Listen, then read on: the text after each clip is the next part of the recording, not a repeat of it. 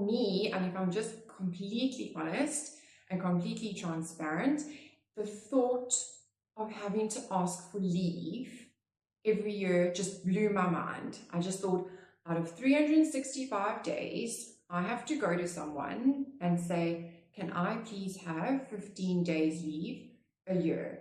And I just couldn't do it anymore. So that also just touches on, what are our motivators? What is motivating you to start your own business, to finally get started and take that step? So for me, in the most simplest form, it wasn't about the money.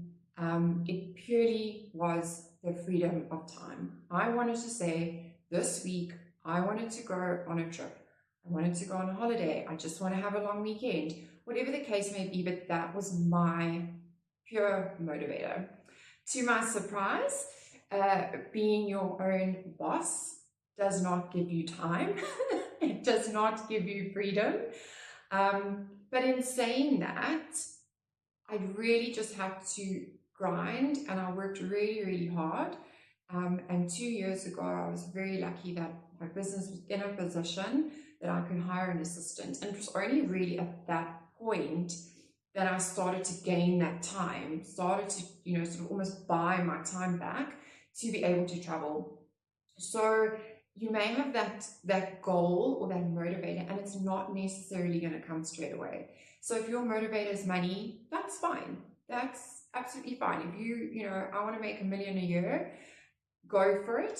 But when you don't make your first $1 million in the first year, don't let that set you back. So as I said, my motivator was time, and it has really taken me 4 to 5 years to get to that place. And even now, when I want to take time off or go on that trip, it's hard, it's stressful. Clients still want to deal with you directly, but that is my motivator. So again, for this week, I also just want you guys to take a moment and just jot down, what is your motivator?